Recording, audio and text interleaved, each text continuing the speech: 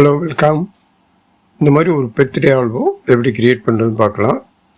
வந்து அதுக்கு தேவையான டூல்ஸ்லாம் எப்படி ஆப்ரேட் பண்ணுறதுன்னு நம்ம பார்த்துக்கலாம். அதுக்கு ஒரு நியூ ஃபைல் ஓப்பன் பண்ணணும். அது கண்ட்ரோல் எண் கொடுத்தாலும் ஓப்பன் ஆகும்.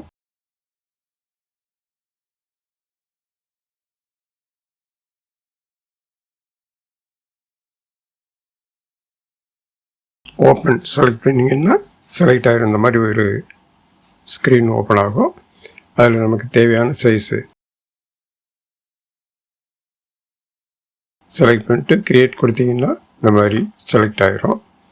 அடுத்தது எப்படி இந்த ஃபோட்டோவை இந்த இதுக்குள்ளே கொண்டு வர்றது, அது எப்படி ஓப்பன் பண்ணுறதுன்னு பார்க்கலாம். அதில் அந்த ஓப்பன் பண்ணாலும் நம்ம சிஸ்டத்தில் எங்கே ஃபோட்டோ வச்சுருக்கோமோ அதை செலக்ட் பண்ணி ஓப்பன் பண்ணி கொண்டு வந்துக்கலாம்.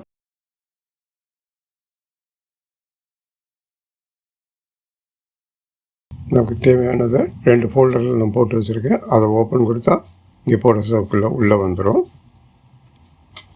இதுலேருந்து நமக்கு தேவையான பிக்சரை எடுத்து வச்சு செலக்ட் பண்ணி நம்ம ஆல்பம் டிசைன் பண்ணிக்கலாம்.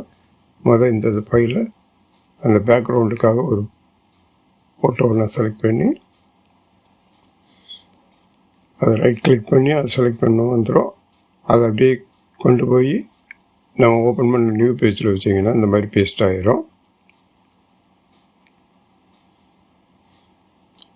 அடுத்து ட்ரான்ஸ்ஃபார்ம், அது எப்படின்னு பார்க்கலாம். கண்ட்ரோல் T கொடுத்தோம் நம்ம ட்ரான்ஸ்ஃபார்ம் போடலாம். இப்படியே வந்துடும் ஷார்ட்கட்டில். அப்படி இல்லைன்னா எடிட்டில் போய் ஃப்ரீ ட்ரான்ஸ்ஃபார்ம்ன்ற பாருங்கள், அதை செலக்ட் பண்ணிங்கனாலும் அதுலேயும் கண்ட்ரோல் T போட்டிங்கன்னா இந்த மாதிரி வந்துடும். இது நம்ம பேஜுக்கு ஏற்ற மாதிரி செலக்ட் பண்ணி ஓகே கொடுத்துடலாம்.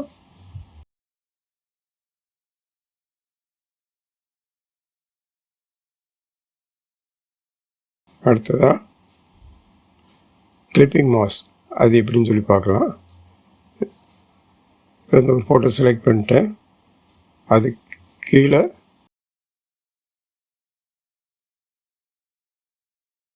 ஹியூஜ் சேச்சுரேஷன் அதை செலக்ட் பண்ணி இந்த மாதிரி நம்ம கலெக்ஷன்னா வராது. அதில் அந்த கலரைஸை செலக்ட் பண்ணால் அதில் நம்ம என்ன கலர் வைக்கிறோமோ வரும். இப்போ நம்ம அந்த ஹியூஜ் சேச்சுரேஷன் மேலே இருக்கிறதுனால அதுக்கு கீழே என்னென்ன ஃபைல்லாம் இருக்கோ எல்லாமே டோட்டலாகவே கலர் மாறுது. அதில் நமக்கு ஒரு ஃபோல்டர் மட்டும்தான் வேணும்னா கீழே அந்த கிளிப்பிங் மாஸ்க் சிம்பிள் இருப்பாங்க, அதை கிளிக் பண்ணிங்கன்னா அந்த நம்ம செலக்ட் பண்ண அந்த ஒரு ஃபோல்டர் மட்டும் கிளிப்பிங் மாஸ்க் கீழே என்ன லேயர் இருக்கோ அது மட்டும் கலரைஸாக மாறும். மற்ற அதுக்கு கீழே இருக்கிற லேயர்லாம் மாறாது. அதுக்கு கிளிப்பிங் மாஸ்க் கண்டிப்பாக வேணும். போட்டால் தான் நமக்கு அந்த லேயர் மட்டும் இதாகும். அப்படி இல்லைன்னா இதை வேறு விதமாகவும் நம்ம கிளிப்பிங் மாஸ்க் போட்டுக்கலாம். இப்போ இது எப்படின்னு பார்க்கலாம். இப்போ அந்த லேயர் மேலே ரைட் கிளிக் பண்ணி க்ரியேட்டிவ் கிளிப்பிங் மாஸ்க்னு இருப்பாங்க, அதை செலக்ட் பண்ணிங்கனாலும் அந்த பிக்சர் மட்டும் கலர் சேஞ்ச் ஆகும்.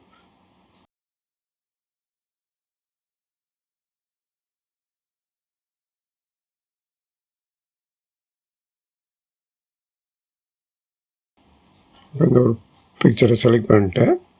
இப்போ அது கீழே இருக்கிற ஃபோல்டருக்கு மேலே ஒரு நியூ லேயர் செலக்ட் பண்ணிக்கலாம்.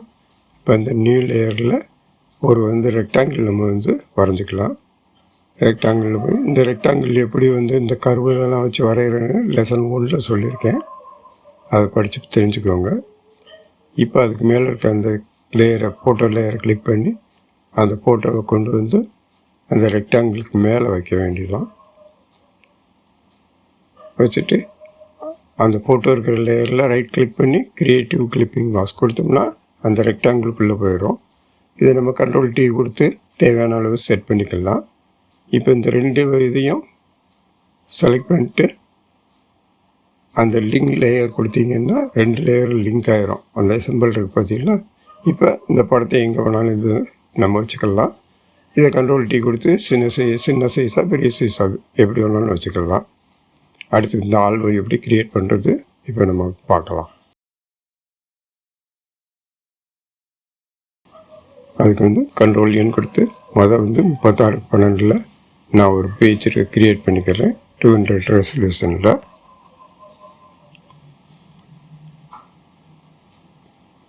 இப்போ இதில் சென்டராக 18 இன்ச்சில் ஒன்று பாதியை டிவைட் பண்ணிக்கிறேன்.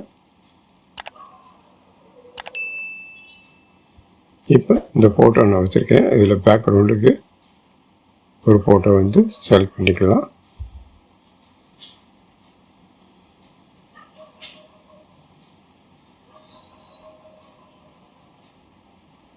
அதை ரைட் கிளிக் பண்ணி அதை கொண்டு வந்து அந்த நம்ம ஓப்பன் பண்ணி நியூ லேயரில் வச்சோம்னா இந்த மாதிரி செட் ஆகிரும்.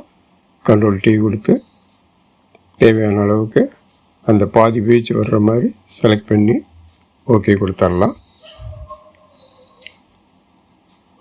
இப்போ இந்த மாதிரி பேக்ரவுண்ட் இருந்தால் நமக்கு வந்து பிக்சர் வந்து எடுபடாது. அதனால் இதை வந்து நம்ம வந்து கொஞ்சம் அப்படி பிளர் பண்ணி இது பண்ணிக்கலாம். இப்போ அந்த ஹீட் சேச்சுரேஷனில் போய் இதை கொஞ்சம் நம்ம கலர் மாற்றிக்கலாம். அந்த கிளிப்பிங் மாஸ்க்கு செலக்ட் பண்ணிடுங்க. செலக்ட் பண்ணிட்டு கலரைஸை செலக்ட் பண்ணிட்டு நமக்கு தேவையான கலரை வந்து அதில் வச்சுக்கலாம். வச்சுக்கிட்டு ஓகே கொடுத்துடலாம்.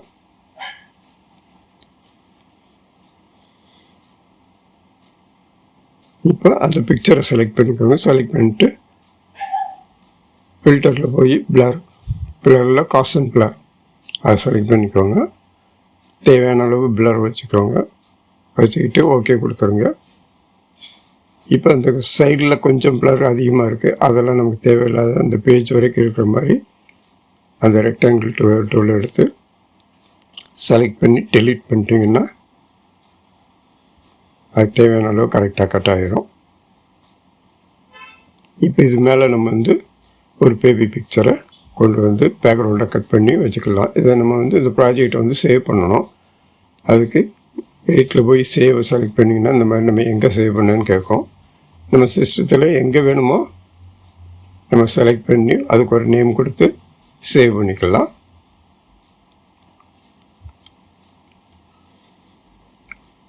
ஓகே கொடுத்துட்டிங்கன்னா இப்போ நம்ம ஒர்க் பண்ண வரைக்கும் இங்கே சேவ் ஆகிரும். அடுத்து ஒர்க் பண்ணிக்கிட்டு இருக்கும்போது அப்பப்போ கண்ட்ரோல் எஸ் கொடுத்துக்கிட்டே வந்தீங்கன்னா சேவ் ஆகிக்கிட்டே வரும்.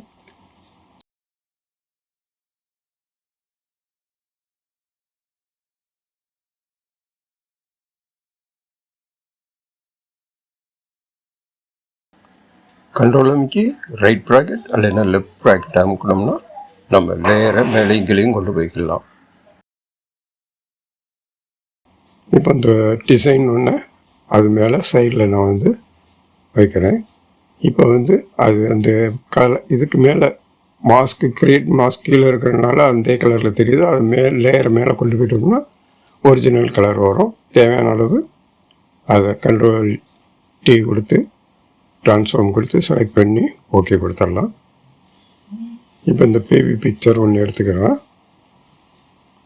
அதையும் கொண்டு போய் அந்த லேயர் மேலே வச்சிடலாம். அந்த ஃபோட்டோவை கரெக்டாக கண்ட்ரோல் T கொடுத்து செட் பண்ணிக்கோங்க. தேவையான அளவு வர மாதிரி வச்சுக்கிட்டு ஓகே கொடுத்துடலாம். இப்போ இந்த பிக்சர் மட்டும் செலக்ட் பண்ணிட்டு பேக்ரவுண்டை கட் பண்ணிடலாம். அதுக்கு இந்த ப்ராப்பர்ட்டிஸில் போயிட்டிங்கன்னா ரிமூவ் பேக்ரவுண்ட் இருக்கலாம். செலக்ட் பண்ணிங்கன்னா ஆட்டோமேட்டிக்காக பேக்ரவுண்டு கட் ஆகிரும்.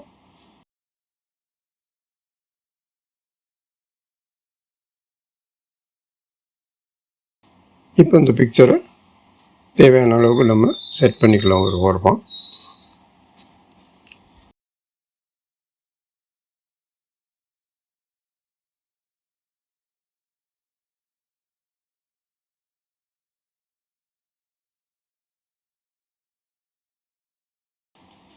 செட் பண்ணிட்டு ஓகே கொடுத்துடலாம்.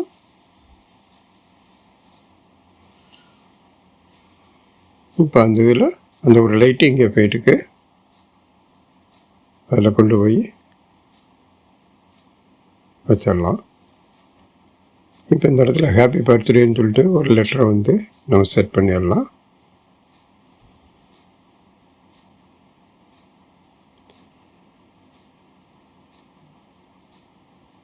இது தேவையான அளவு கண்ட்ரோல் T கொடுத்து செட் பண்ணிக்கோங்க. இந்த ஃபைல்ஸ்லாம் வந்து டிஸ்கிரிப்ஷனில் கொடுக்குறேன். வேணுங்கிறவங்க டவுன்லோட் பண்ணிக்கோங்க. இப்போ இந்த ரைட் சைடில் இன்னொரு பிக்சர் வந்து பேபி பிக்சர் கொண்டு வந்து நம்ம வச்சுக்கலாம். அதுக்கு அந்த ஃபோட்டோவில் இருந்து ஒரு பேபியை நான் ஏற்கனவே பிளாக் அண்ட் ஒயிட்டில் பண்ணி வச்சுருக்கேன். அதை கொண்டு வந்து இங்கே செட் பண்ணிடலாம். தேவையான அளவுக்கு Ctrl+T கொடுத்து அந்த பிக்சரை வந்து நம்ம இது பண்ணிக்கலாம். அந்த பிக்சரை கீழே பேக்ரவுண்ட் லேயருக்கு அடுத்து வச்சிங்கன்னா அடியில் கடைசி லேயராக போயிடும்.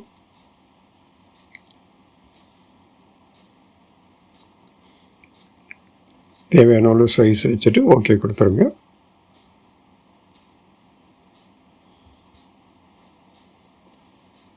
ஓகே கொடுத்துட்டு இந்த சைடில் வந்து ஒரு சின்னதாக ஒரு டிசைன், ஒரு பலூன் பறக்கிற மாதிரி, அதில் ஒரு கிஃப்ட் இருக்கிற மாதிரி அந்த போல்டரை கொண்டு வந்து அந்த சைடில் Ctrl+T கொடுத்து சின்னதாக்கி செட் பண்ணிக்கிறேன்.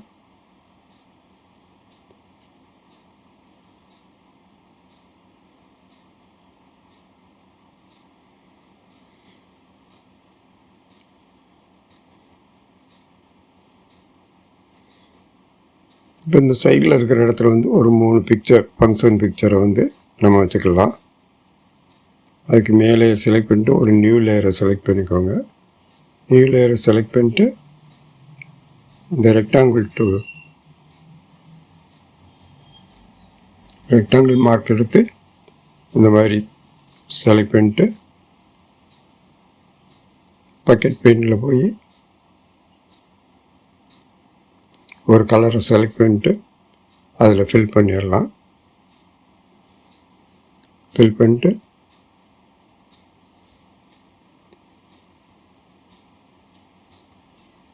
அதுக்கு பேக்ரவுண்டாக ஒரு படத்தை கொண்டு வந்து வச்சிடலாம். அது மேலே வச்சுட்டு ரைட் கிளிக் பண்ணி கிளிப்பிங் மாஸ்க் கொடுத்துட்டா அந்த கலருக்கு உள்ளே செட் ஆகிரும். கிரியேட்டிவ் கிளிப்பிங் மாஸ்க் கொடுத்துட்டிங்கன்னா அது உள்ளே இன்சர்ட் ஆகிரும். இதை Ctrl+T கொடுத்து வேணுங்கிற அளவு சைஸ் பண்ணிக்கோங்க.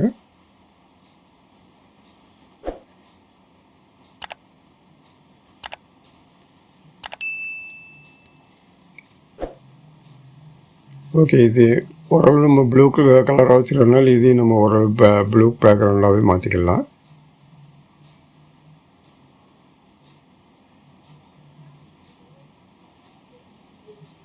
ஓகே, இதுக்கு மேலே நம்ம ஒரு 3 படம் வந்து செட் பண்ணிக்கலாம்.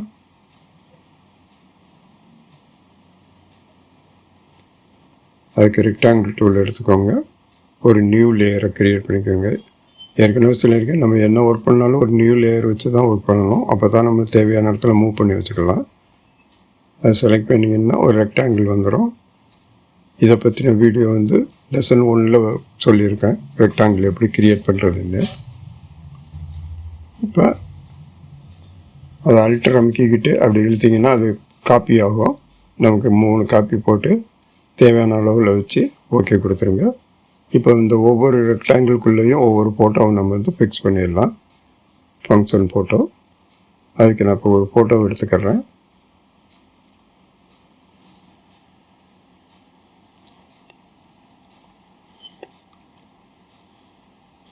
அந்த ஃபோட்டோவை ரெக்டாங்கிளுக்கு மேலே அந்த லேயருக்கு மேலே வச்சுட்டு ரைட் கிளிக்கிங் பண்ணி கிரியேட்டிவ் கிளிப்பிங் மாஸ்க் கொடுத்திங்கன்னா அந்த ரெக்டாங்கிள்குள்ளே இன்சர்ட் ஆகிரும். இப்போ Ctrl+T கொடுத்து செட் பண்ணிக்கிடலாம். தேவையான அளவு சின்னதாக்கி அந்த ரெக்டாங்கிள்குள்ளே பொருந்துகிற மாதிரி செட் பண்ணி வச்சுக்கலாம்.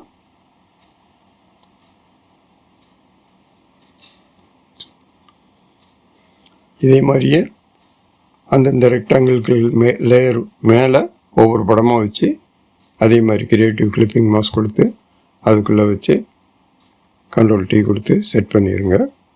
இப்போ அடுத்த ரெக்டாங்கிள் செலக்ட் பண்ணிவிட்டேன். இந்த பிக்சரை அதுக்கு மேலே கொண்டு வைங்க.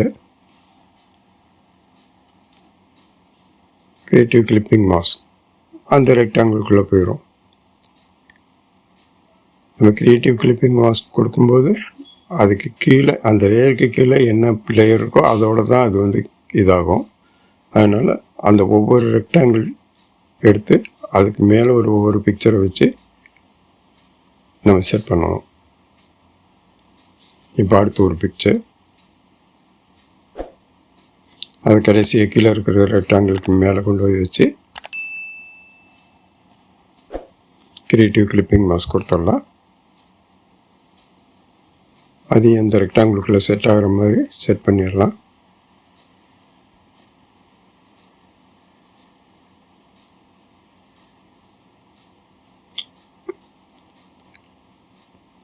இதெல்லாம் எப்படி ரெடி பண்ணுறதுன்னு ஏற்கனவே ஒரு 3 ஆல்பம் டிசைன் பண்ணுற வீடியோ போட்டிருக்கேன். அது வந்து டிஸ்கிரிப்ஷனில் இருக்குது லிங்க்கு. அதை நீங்கள் செலக்ட் பண்ணி போட்டு பார்த்துக்கலாம்.